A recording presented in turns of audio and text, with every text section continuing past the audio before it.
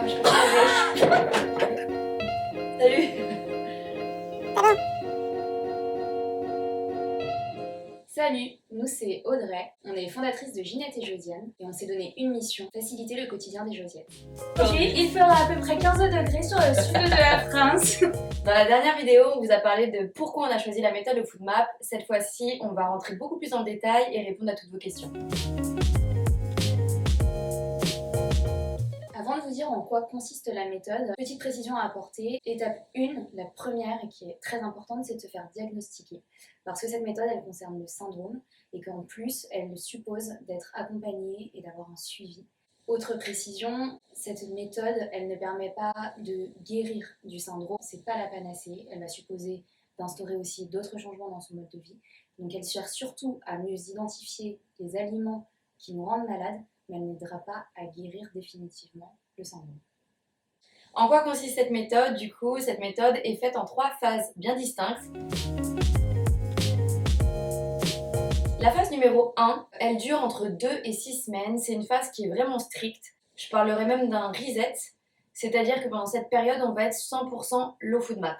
Donc comme vous l'avez vu sûrement sur un dernier post à nous, on a vraiment déterminé ce qui était low Foodmap, high Foodmap ou entre les deux. Donc on va même parler de couleurs vert, orange et rouge. Et là, cette première phase, elle se situe vraiment dans le vert, c'est-à-dire qu'on va utiliser des aliments 100% low Foodmap ou à un gramme qui reste low Foodmap et non pas moyennement Foodmap ou high Foodmap. Ça, on va totalement les supprimer. Et vous pouvez retrouver donc des listes comme sur mon Instagram ou sur des applications, Monash par exemple, où tous les aliments sont répertoriés. Durant cette phase, faites attention, vous allez vous sentir mieux, vous allez vous sentir mieux peut-être au bout de 2 semaines, 3 semaines. Le but, c'est de trouver un transit régulier, de ne plus avoir de symptômes, et grâce à ça, ensuite, vous allez pouvoir passer à la phase numéro 2. Ne pensez pas que vous êtes guéri, et surtout, faites pas l'erreur d'arrêter là. Donc, la phase numéro 2, c'est la phase de la réintroduction. Cette phase dure un peu plus longtemps, entre 6 et 8 semaines, et elle consiste donc à réintégrer les familles de FODMAP afin de déterminer lesquelles nous rendent plus ou moins malades. C'est une phase qui est assez compliquée parce qu'elle suppose d'être méthodique, d'être rigoureux. On parle même du challenge low Foodmap. Elle demande de tout noter et elle demande de suivre la réintroduction de chaque famille de FODMAP selon différentes quantités. Ouais, en gros, vous allez avoir aussi des aliments qui sont vraiment des aliments indicateurs pour la famille entière. À chaque fois que vous allez réintroduire une famille, on va vous faire tester un aliment indicateur avec un grammage petit, moyen et grand. Donc, premier jour, deuxième jour, troisième jour. Vous allez avoir 2-3 jours où il n'y a rien du tout, vous gardez toujours votre base low Foodmap et ensuite vous réintégrez un autre aliment d'une autre famille. Et là, pareil, ne vous dites pas que vous êtes guéri et vraiment faites-le très très bien pour ne pas avoir à revenir là-dessus. Phase 3, ça y est, vous avez absolument tout, vous allez mieux, vous avez votre base low Foodmap, vous avez compris quels aliments et quelle famille fonctionne et ne fonctionne pas, à combien de grammage également.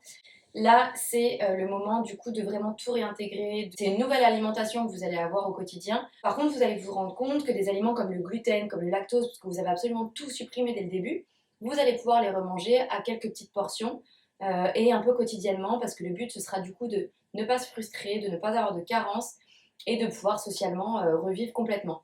Vous allez savoir ce qui passe vraiment pas et que vous allez complètement supprimer parce que vous êtes limite allergique et que votre corps réagit très très mal.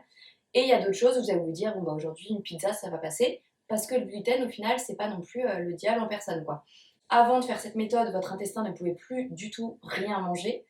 Après ça, il a fait son nettoyage, vous avez identifié les aliments, vous allez pouvoir constituer votre nouvelle hygiène de vie. Donc voilà, après ces phases 3, on peut dire que vous avez votre régime alimentaire personnalisé, et c'est ça qui est important de retenir, c'est qu'il est personnalisé. Par contre, attention, ça n'empêche pas que chacun, en dehors du syndrome, parfois lié au syndrome, chacun ait ses propres intolérances, ses propres allergies, et donc ça, la méthode ne permet pas de l'identifier. Donc là aussi, encore une fois, la méthode est un outil pour vous aider à mieux vous connaître, mais ce n'est pas la seule solution.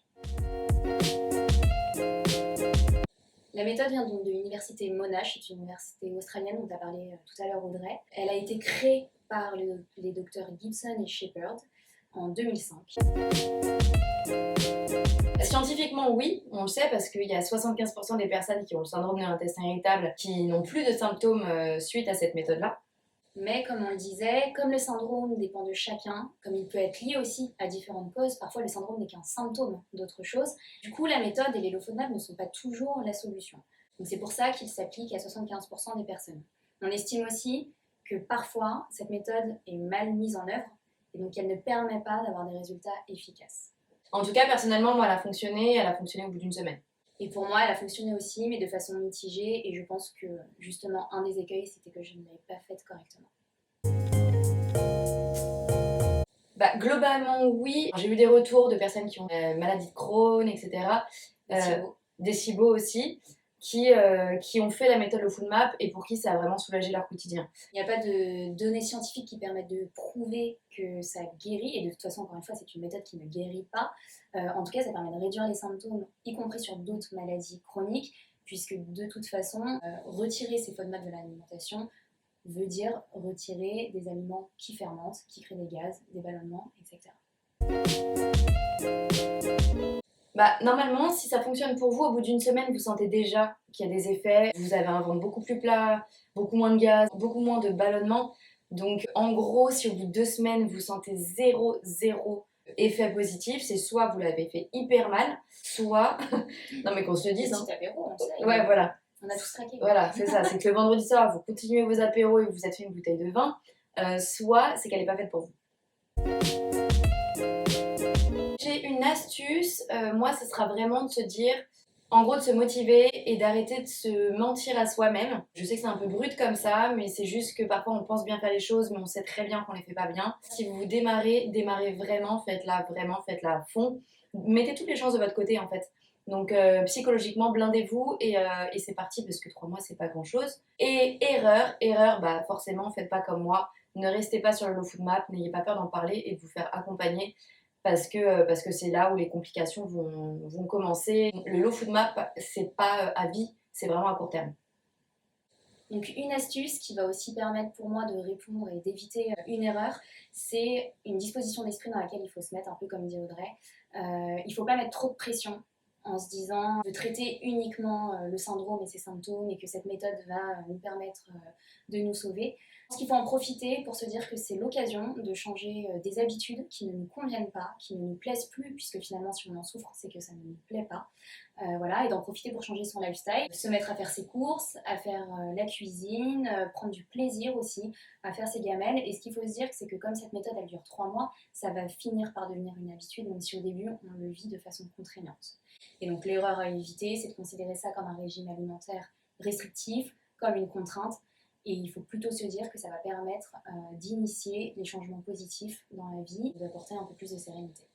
Donc voilà, on espère avoir répondu à toutes vos questions. Si c'est pas le cas, n'hésitez pas à nous réécrire, on y répondra sur une autre vidéo ou ailleurs. Donc voilà, on sait que cette méthode, elle peut être perçue comme une contrainte, qu'elle peut être difficile à mettre en place. Mais nous, l'objectif, c'est déjà de vous y aider, de vous apporter un peu plus d'informations. Ça peut être pour certaines personnes un mal pour un bien, ça change la vie.